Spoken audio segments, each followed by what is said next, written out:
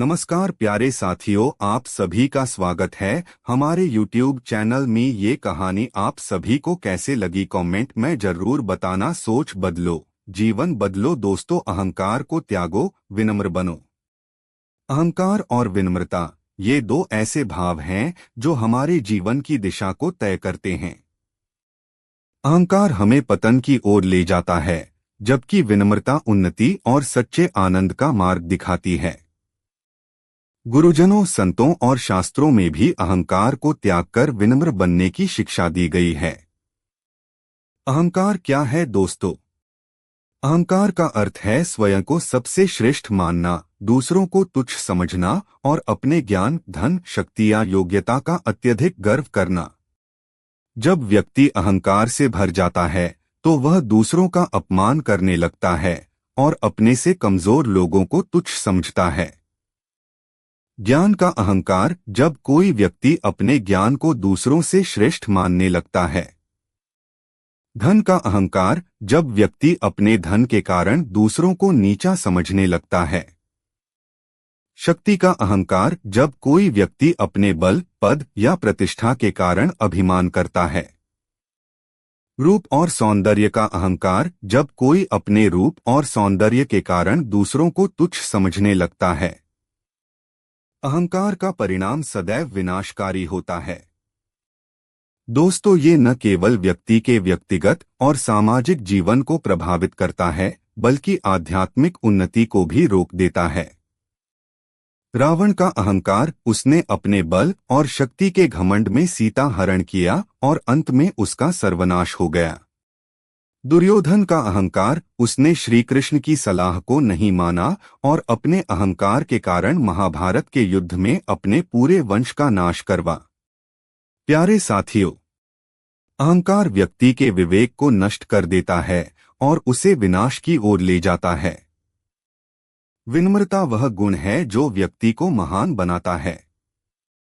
विनम्र व्यक्ति सबका सम्मान करता है, ज्ञान की ओर अग्रसर होता है और समाज में प्रेम व शांति का संचार करता है। ज्ञान वृद्धि, विनम्र व्यक्ति हमेशा सीखने के लिए तत्पर रहता है, इसलिए उसका ज्ञान बढ़ता रहता है। संबंधों में मिठास, अहंकार रिश्तों को तोड़ता है, जबकि विनम्रता उन्हें मजबूत बनाती है। मानसिक शांति, विनम्र व्यक्ति हमेशा शांत और संतुष्ट रहता है।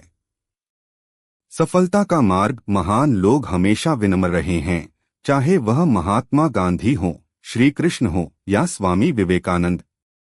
श्री राम, भगवान राम ने अपने शत्रुओं तक से विनम्रता से व्यवहार किया। गुरु नानक देव जी, उन्होंने सिखाया कि विनम्रता और सेवा से ही सच्चा सुख मिलता है। महाराज छत्रपति शिवाजी, उन्होंने विनम्रता से अपने गुरु संत रामदास जी का सम्मान किया और अपने राज्य को उन्नति की ओर बढ़ाया। आइए हम जानते हैं कि अहंकार को त्यागकर विनम्र कैसे बने। दोस्तों, ईश्वर का स्मरण करें। हमें यह याद रखना चाहिए कि हम जो भी हैं वह ईश्वर की कृपा से हैं। सेवा भाव अपनाएं। जब हम निस्वार्थ सेवा करते हैं तो हमारा अहंकार धीरे धीरे खत्म होने लगता है। धैर्य रखें। ज्ञान का सही उपयोग करें। जो सच्चा ज्ञानी होता है वह विनम्र होता है, इसलिए ज्ञान को अभिमान का कारण न बनाएं। ज्ञान का सही उपयोग करें। सच्चा ज्ञानी विनम्र होता है। ज्ञान जीवन का सबसे मूल्यवान धन है। यह व्यक्ति को अंधकार से प्रकाश की ओर ले जाता है, सही और गलत में भेद करना सिखाता है और समाज में सकारात्मक बदलाव लाने की शक्ति देता है। लेकिन यदि ज्ञान के साथ विनम्रता न हो तो वह अहंकार का कारण बन जाता है और व्यक्ति के पतन का मार्ग प्रशस्त करता है। गुरुजन हमें सिखाते हैं कि सच्चा ज्ञानी वही है जो विनम्र होता है और अपने ज्ञान का उपयोग सेवा और परोपकार में करता है। सच्चा ज्ञान विनम्रता सिखाता है। जिस व्यक्ति को वास्तव में ज्ञान प्राप्त होता है वह जानता है कि अभी बहुत कुछ सीखना बाकी है। वह अपने ज्ञान का घमंड नहीं करता, बल्कि उसे समाज की भलाई के लिए उपयोग करता है। गुरु नानक देव जी कहते हैं, विद्या विचारिता परोपकारी। सच्ची विद्या वही है जो परोपकार में लगे।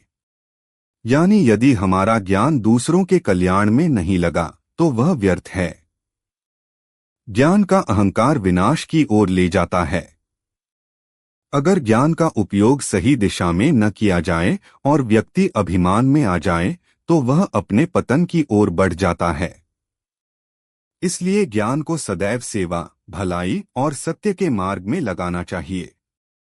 ज्ञानी व्यक्ति की पहचान होती है कि वह विनम्र होता है। सच्चे ज्ञानी की पहचान यह नहीं कि वह कितनी किताबें पढ़ चुका है, बल्कि यह है कि उसका व्यवहार कितना विनम्र है और वह अपने ज्ञान का उपयोग कैसे करता है। गुरुबाणी में कहा गया है, ज्ञानी सोई जो आपो पहचाने। सच्चा ज्ञानी वही है जो स्वयं को पहचान ले।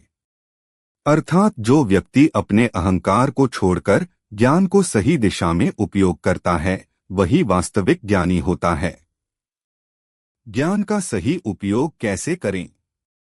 अहंकार से बचें। ज्ञान का उद्देश्य दूसरों से श्रेष्ठ बनना नहीं, बल्कि दूसरों को भी शिक्षित और सशक्त बनाना है। ज्ञान को साझा करें। जो भी हम सीखते हैं उसे समाज के कल्याण के लिए बांटना चाहिए। सद्गुणों को अपनाएं। करुणा, धैर्य और सेवा का भाव सच्चे ज्ञानी की पहचान है। सत्संग और अच्छे विचारों से जुड़े रहें। सत्संग, सज्जनों की संगति और अच्छे ग्रंथों का अध्ययन ज्ञान को सही दिशा में रखता है। धर्म और नैतिकता के मार्ग पर चलें। ज्ञान का उद्देश्य मनुष्य को नैतिक और सत्यनिष्ठ बनाना है। गुरु का संदेश। दोस्तों, गुरुजन हमें सिखाते हैं कि हमें अपने ज्ञान का सही उपयोग करना चाहिए। ज्ञान का उद्देश्य केवल स्वयं को श्रेष्ठ साबित करना नहीं है, बल्कि उसका उपयोग दूसरों की भलाई, समाज के विकास और आत्मोन्नति के लिए करना चाहिए। सच्चा ज्ञानी वही है जो विनम्र होकर ज्ञान का प्रकाश फैलाता है, न कि अहंकार में आकर दूसरों को तुच्छ समझता है। इसलिए हमें हमेशा अपने ज्ञान के साथ विनम्रता बनाए रखनी चाहिए और इसे सेवा और परोपकार में लगाना चाहिए। यही सच्ची विद्या है और यही गुरु का संदेश है। धन, रूप, शक्ति का घमंड न करें। यह सब नश्वर हैं, इसलिए इनका सही उपयोग करें और दूसरों का सम्मान करें। धन, रूप, सौंदर्य और शक्ति ये तीनों जीवन में महत्वपूर्ण साधन हो सकते हैं, लेकिन इनका अहंकार विनाश का कारण बनता है। गुरुजन सदैव हमें सिखाते हैं कि यह सभी चीजें क्षणिक हैं और इनका सही उपयोग ही जीवन को सफल बनाता है। धन का घमंड विनाशकारी है। धन अर्जित करना गलत नहीं है, लेकिन धन का अहंकार करना विनाश का द्वार खोलता है। इतिहास गवाह है कि जिसने भी अपने धन का घमंड किया उसका पतन हुआ। गुरुबाणी में कहा गया है, धन हमारे साथ नहीं जाता, यह आग में भस्म हो जाता है। इसलिए धन को सेवा, परोपकार और धर्म के कार्यों में लगाना चाहिए। गरीबों की सहायता, शिक्षा और समाज कल्याण में इसका उपयोग करना ही धन की वास्तविक उपयोगिता है। रूप, सौंदर्य का अहंकार व्यर्थ है। सौंदर्य का अहंकार करना सबसे बड़ी मूर्खता है, क्योंकि यह अस्थायी है। समय के साथ रूप फीका पड़ जाता है, लेकिन अच्छे कर्म और सद्गुण जीवन भर चमकते रहते हैं। गुरु नानक देव जी कहते हैं, रूप तेरा झूठा, कंचन का पिंजरा, तनु धूल समान। तेरा सौंदर्य झूठा है, यह सोने के पिंजरे की तरह है, शरीर अंततः मिट्टी में मिल जाएगा। इसलिए सौंदर्य का उपयोग अच्छे कार्यों और दूसरों की मदद के लिए करना चाहिए, न कि अहंकार के लिए। शक्ति, बल, पद, प्रतिष्ठा का घमंड विनाशकारी है। शक्ति, चाहे वह शारीरिक हो, मानसिक हो या राजनीतिक, उसका अहंकार करना पतन का कारण बनता है। इतिहास में कई राजा महाराजाओं का पतन केवल उनकी शक्ति के घमंड के कारण हुआ। गुरुबाणी कहती है, जिसको लाख दिसे बाहुबलु सो भी मिट्टी हुई। जिसे लाखों की शक्ति का अहंकार था, वह भी अंततः मिट्टी में मिल गया। यदि शक्ति का सही उपयोग किया जाए तो यह समाज की भलाई के लिए एक साधन बन सकती है। परोपकार, न्याय और सेवा में शक्ति का सदुपयोग करने वाला व्यक्ति ही सच्चा वीर होता है। गुरुजन हमें सिखाते हैं कि हमें इन तीनों चीजों धन, रूप और शक्ति का अहंकार नहीं करना चाहिए। जीवन में जो भी हमें प्राप्त होता है वह ईश्वर की कृपा से मिलता है और हमें इसे सेवा, प्रेम और करुणा के साथ उपयोग करना चाहिए। इसलिए सच्ची महानता घमंड में नहीं बल्कि विनम्रता में है। जब हम अहंकार छोड़कर सेवा भाव से जीवन जीते हैं तभी हम वास्तविक आनंद और शांति प्राप्त कर सकते हैं। नानक नाम चढ़दी कला, तेरे भाणे सरबत दा भला। गुरु का नाम लेने से जीवन में उन्नति होती है और सभी का भला करने में ही सच्चा सुख है। माफी मांगना और देना सीखें, क्षमा करना और अपने दोष स्वीकार करना विनम्रता की निशानी है। अहंकार व्यक्ति को नीचे गिरा देता है जबकि विनम्रता उसे महान बनाती है। यदि हम वास्तव में सफल और सुखी जीवन जीना चाहते हैं तो हमें अहंकार को त्याग कर विनम्रता का मार्ग अपनाना चाहिए। यही सच्ची मानवता और धर्म की पहचान है। यह शेख होम अपने जीवन में अपनानी चाहिए कि अहंकार से विनाश होता है, विनम्रता से विकास होता है। आइए साथियों, हम ऐसे कहानी के माध्यम से जानते हैं। सफलता की कहानी, रमेश का सफर। रमेश एक छोटे से गांव में पैदा हुआ था जहां सुविधाएं सीमित थीं। उसके पिता एक किसान थे और मां गृहिणी। गरीबी के कारण रमेश को छोटी उम्र में ही खेतों में काम करना पड़ता था। पढ़ाई में उसकी रुचि थी, लेकिन संसाधनों की कमी ने उसे कई बार निराश किया। गांव के सरकारी स्कूल से पढ़ाई करने के बाद उसने शहर में कॉलेज जाने का सपना देखा। पैसे की कमी के कारण उसे मजदूरी करनी पड़ी। दिन में कॉलेज और रात में होटल में काम करके उसने अपनी पढ़ाई रखी। कई बार वह भूखा सोता, लेकिन अपने सपने से कभी पीछे नहीं हटा। कॉलेज के बाद उसने नौकरी के लिए कई इंटरव्यू दिए, लेकिन बार बार असफलता मिली। फिर उसने खुद का एक छोटा व्यवसाय शुरू करने का सोचा। थोड़े से पैसों से एक चाय की दुकान खोली, लेकिन उसे जल्दी समझ आ गया कि उसे बड़ा सोचना होगा। रमेश ने डिजिटल मार्केटिंग सीखी और ऑनलाइन व्यापार की दुनिया में कदम रखा। उसने छोटे व्यापारियों की मदद से एक ऑनलाइन प्लेटफॉर्म तैयार किया जिससे उन्हें ग्राहक मिल सकें। धीरे धीरे उसकी मेहनत रंग लाई और उसका स्टार्टअप सफल हो गया। आज रमेश एक सफल उद्यमी है जो हजारों लोगों को रोजगार दे रहा है। वह अपने गांव के बच्चों की शिक्षा के लिए स्कूल भी खोल चुका है। उसका संघर्ष और सफलता लोगों के लिए प्रेरणा बन गई है। सफलता की कहानी, चाय वाले से करोड़पति। यह कहानी है अजय की, जो एक छोटे से गांव से आया था और अपने सपनों को साकार करने के लिए संघर्ष करता रहा। कॉलेज खत्म करने के बाद उसने कई नौकरियों के लिए आवेदन किया, लेकिन बार बार असफलता मिली। हार न मानते हुए उसने खुद का एक छोटा व्यवसाय शुरू किया, एक चाय की दुकान। लेकिन उसका सपना सिर्फ चाय बेचने तक सीमित नहीं था। उसने बड़ा सोचा और अपनी कड़ी मेहनत से एक चाय ब्रांड खड़ा कर दिया जो आज देश भर में मशहूर है। अजय का जन्म एक गरीब किसान परिवार में हुआ था। उसके पिता खेती करते थे और मां घर संभालती थीं। बचपन से ही अजय ने गरीबी का दर्द महसूस किया था। उसे पढ़ाई का बहुत शौक था, लेकिन गांव में अच्छी शिक्षा के साधन नहीं थे। किसी तरह उसने सरकारी स्कूल से अपनी पढ़ाई पूरी की और कॉलेज के लिए शहर चला गया। कॉलेज में उसने बहुत मेहनत की, लेकिन आर्थिक तंगी के कारण उसे ट्यूशन पढ़ाने और छोटी मोटी नौकरियां करनी पड़ी। पढ़ाई पूरी होने के बाद उसने नौकरी की तलाश शुरू की, लेकिन हर जगह असफलता ही हाथ लगी। अजय ने बड़ी बड़ी कंपनियों में इंटरव्यू दिए, लेकिन हर जगह उसे यह कहकर रिजेक्ट कर दिया जाता कि उसे अनुभव नहीं है। कई बार तो इंटरव्यू के लिए जाने का किराया तक उसके पास नहीं होता था।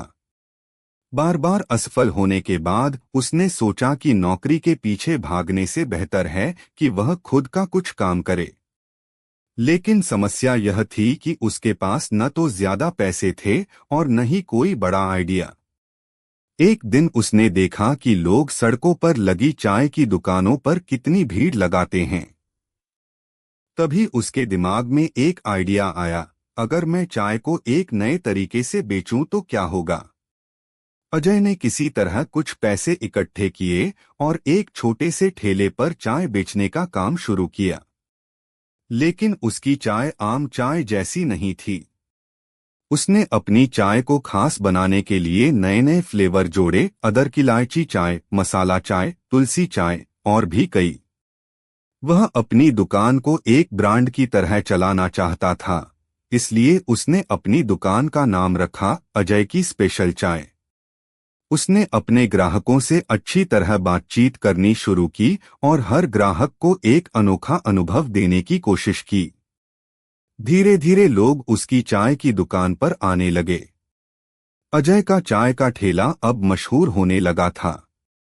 उसकी खास चाय का स्वाद लोगों को बहुत पसंद आया। फिर उसने सोशल मीडिया का सहारा लिया। उसने अपने चाय बनाने के वीडियो बनाकर फेसबुक और यूट्यूब पर डालने शुरू किए। लोगों को उसकी कहानी और उसका संघर्ष पसंद आने लगा और धीरे धीरे उसका चाय का ठेला सोशल मीडिया पर वायरल हो गया। एक दिन एक बड़े बिजनेसमैन ने उसका वीडियो देखा और उसे एक चाय कैफे खोलने का ऑफर दिया। यह अजय के लिए एक बड़ा मौका था। उसने बिना वक्त गवाए यह ऑफर स्वीकार कर लिया और अपने पहले कैफे की शुरुआत की। अजय ने अपने चाय कैफे में न सिर्फ स्वादिष्ट चाय बेची, बल्कि लोगों के लिए एक अनोखा माहौल भी तैयार किया। उसने कैफे को इस तरह डिजाइन किया कि लोग वहां बैठकर आराम से बातचीत कर सकें। धीरे धीरे उसका कैफे इतना मशहूर हो गया कि शहर के कई बड़े लोग वहां आने लगे।